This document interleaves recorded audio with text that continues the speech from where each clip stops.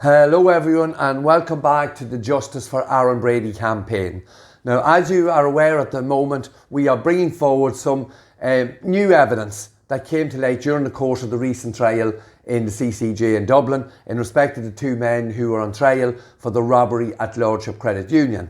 And obviously this evidence is identical to that was used against Aaron during the course of Aaron's trial.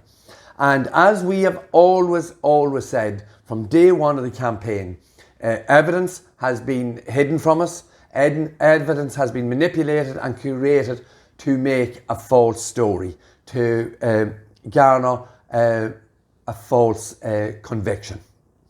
So we have brought you some new evidence that was shown. Garda James Carlin highlighted that James Flynn's car, suspect A's car, was in the square across Midlen around the same time as Detective Garda Adrian Donoghue had lost his life in the car park at Lordship Credit Union.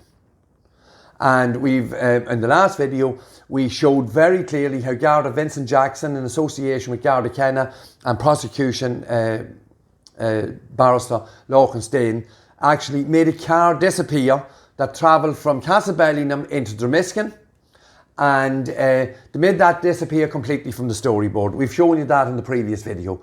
And then they had the audacity that when they were caught with their pants down, as I said, they tried to incorporate, 10 years later, they incorporate this vehicle back into the storyboard.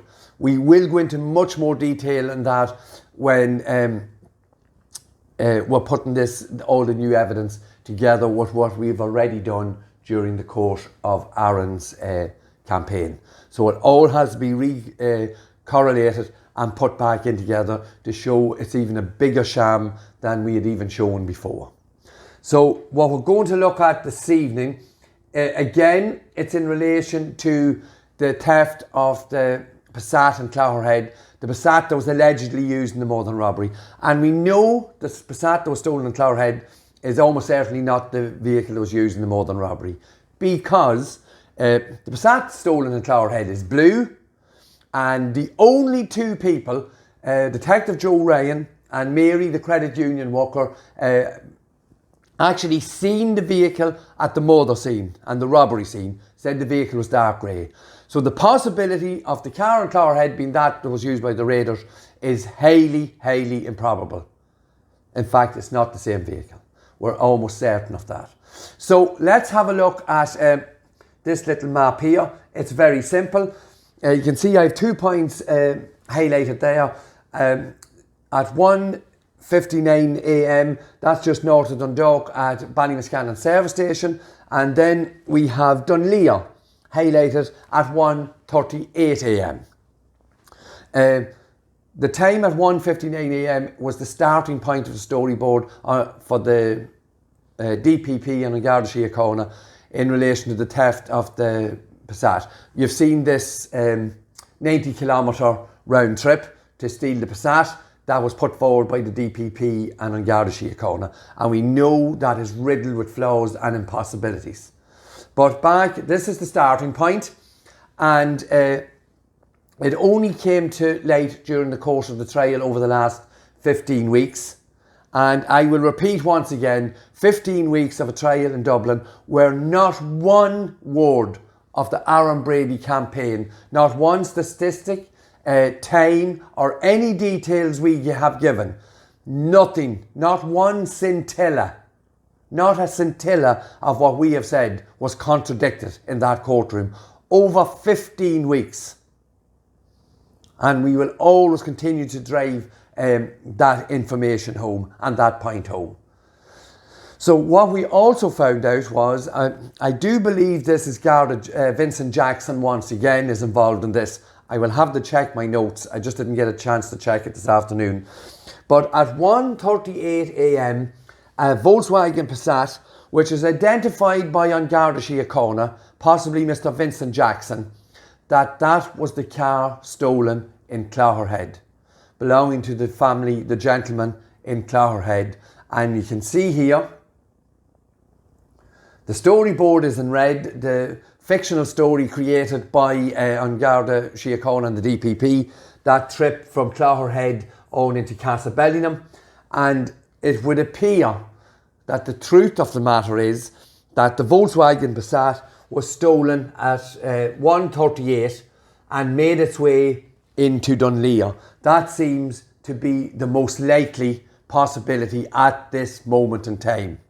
And the reason why that is so vitally important is, if you go back to the 1:59 time, this was the starting point of the storyboard created by DPP and Garda Síochána, the starting point of where Suspect A and his brother were seen on camera getting fuel in their car at Nail Clark Isles, the Ballymac roundabout, at 1:59.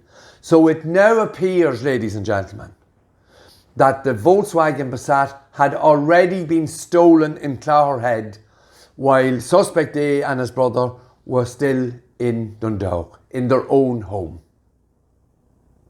And again, this is information that was hidden and pushed to the background. It wasn't filed under anything particular, and good luck rather than good guidance and very diligent work on behalf of the Two Boys legal teams to find this information.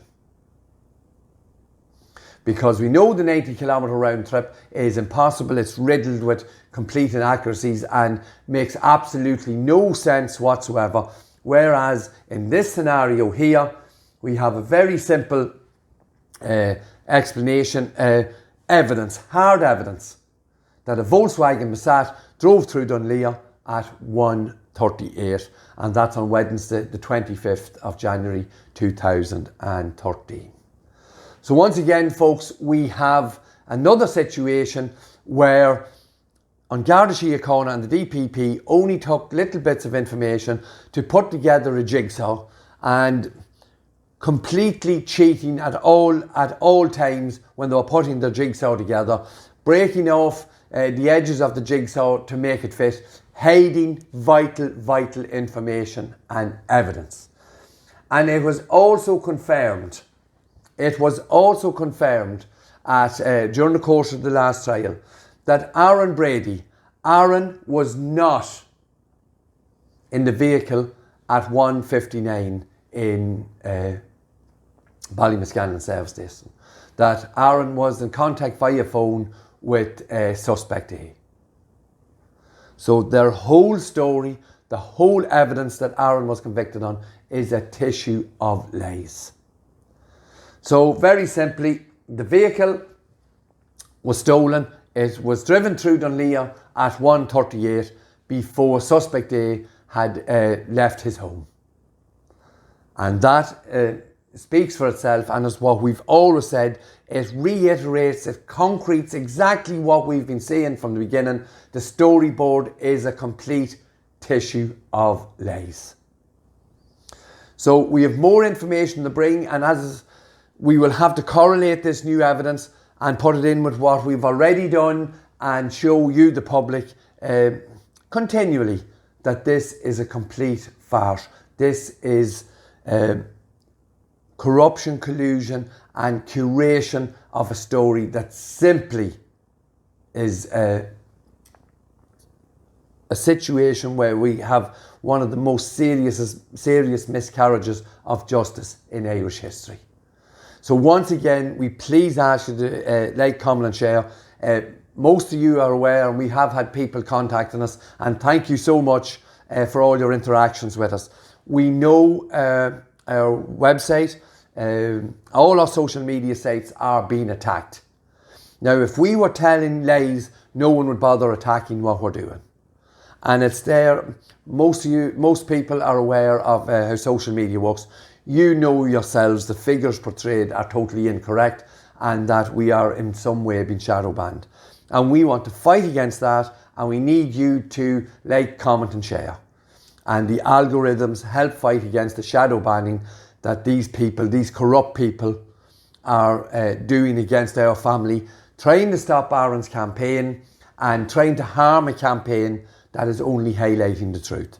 So we are begging you once again, please like, comment and share, and please speak about Aaron's case, and please, if you have a mindset to do so, please contact your local representative.